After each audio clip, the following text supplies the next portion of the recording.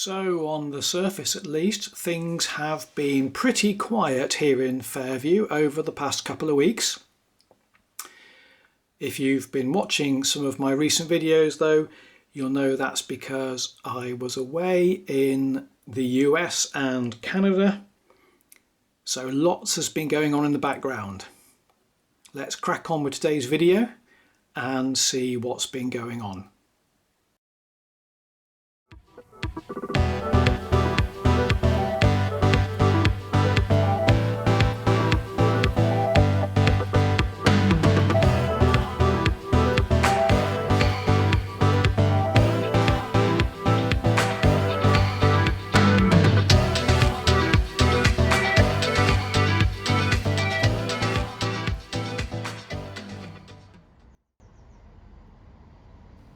Hi again everyone.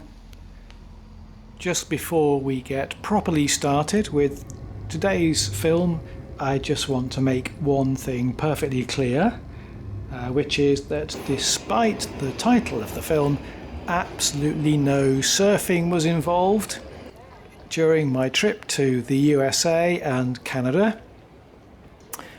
And despite this little opening montage of images, I'm not going to share with you some kind of video travel log.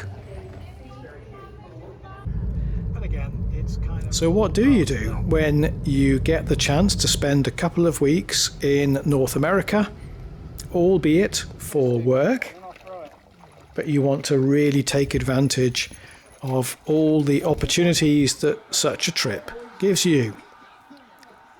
Well, obviously, you spend time travelling around, seeing some amazing sights. You meet people, you watch football games, and you generally have a really good time. But I did manage on various occasions just to do a few things which might be of interest to you here now watching my channel. So with no further ado, let's have a look at some of those things.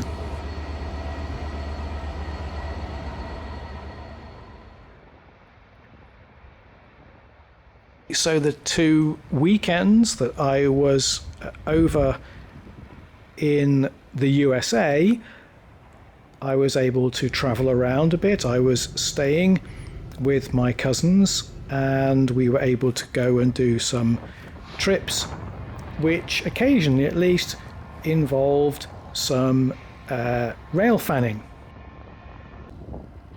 On the one day we went up to the Moffat Tunnel and caught some quite interesting trains. We'd also gone past that area one other time and I did see the Rocky Mountaineer heading around the Big Ten curve, but that was too far away for me to film anything, unfortunately. And on another trip we were heading along the old tracks that head up to Tennessee Pass and caught a couple of trains there as well.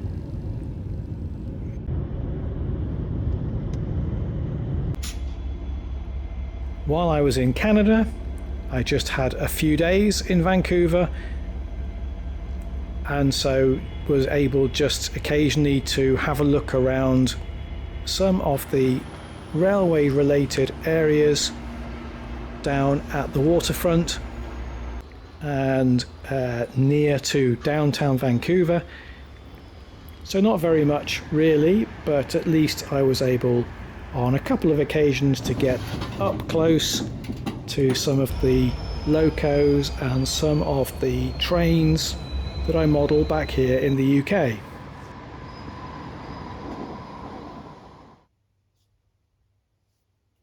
I did manage to get out to a couple of model railroad stores while I was on my trip. First of all, in Arvada in Colorado, I was able to visit Rocky Mountain Train Supply and picked up all sorts of bits and bobs. I'm not going to sort of unpack every single thing, but the new book by Lance Mindheim on structure building, a few other bits and bobs that would help with that. I got an Atlas yard office, which is going to go in one of my industries yet. I'm just going to keep pushing things through the camera, as it were. This is pretty cool. A Central Valley Models truss bridge, or plate girder bridge, it says there. Look, eventually I'll build that and it'll go in the sort of more mountainous areas of the upper deck. And then just a few bits and bobs.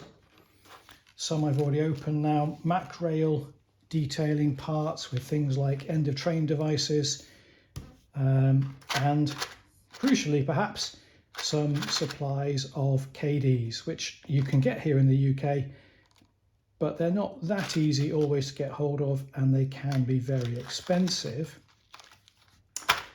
So that was all good. Now, I hadn't necessarily expected to have time to find a model train store when I was in Vancouver. I was aware of, is it Intercity Hobbies, I think, which is the new, big store out in Langley. But because I was relying on a fairly small amount of spare time and public transport, I realised I wasn't going to be able to get out there.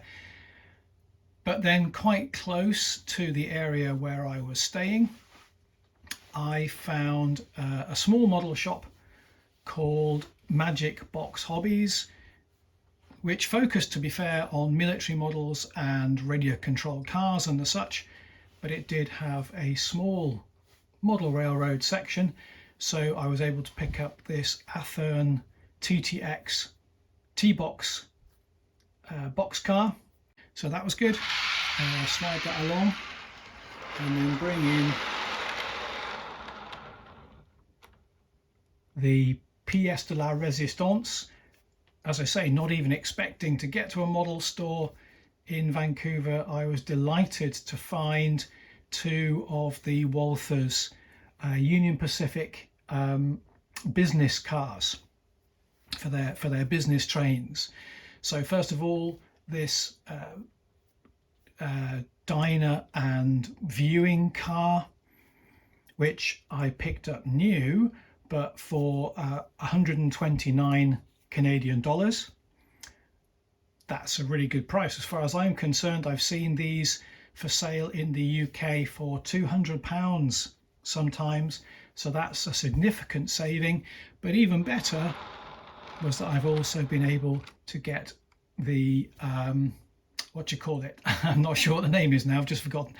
Able to get the rear end car, the sort of passenger lounge car,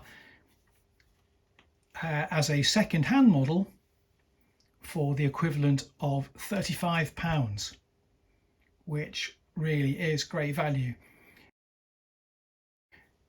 So these two together are going to form now the basis of a short business car when I feel like running something a bit different over the layout, and I was really chuffed to bits to find those two in Vancouver.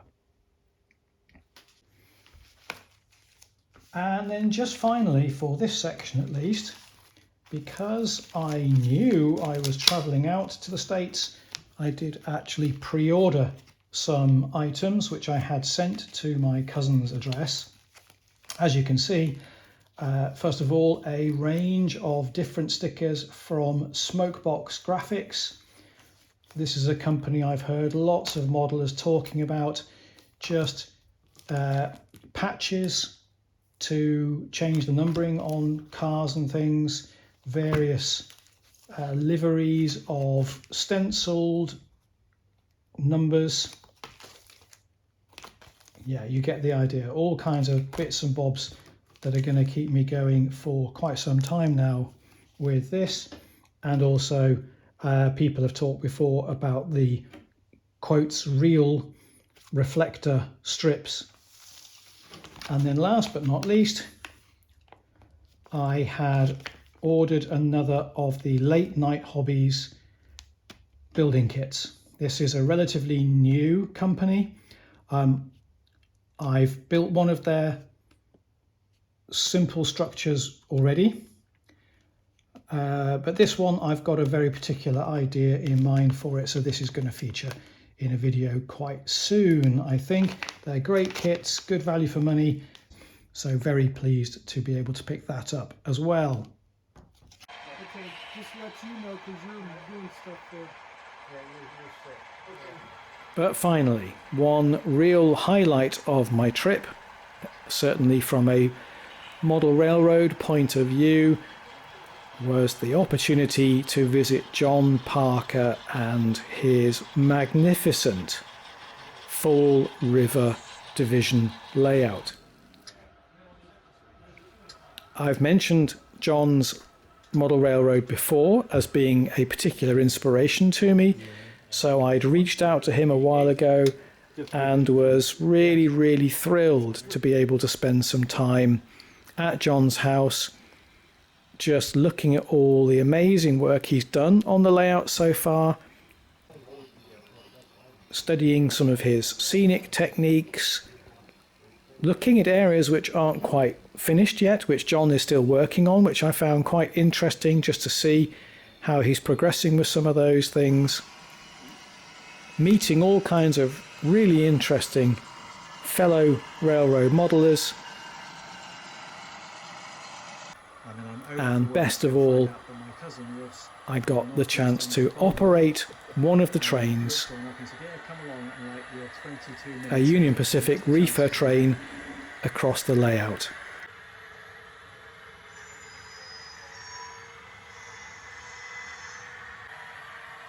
My first real experience of Northern American was actually Canada. So visiting John's layout was just such a wonderful experience. I can't thank John enough for the opportunity to see the Fall River Division. I want to thank Mike in particular, who was my mentor and guide when I was operating my own particular train on the layout, but also wanted to give a shout out to a couple of other guys, Mike and Greg, and some other people I chatted to whose names I didn't catch, I'm sorry, but everyone was so welcoming and so friendly that it really was a terrific experience.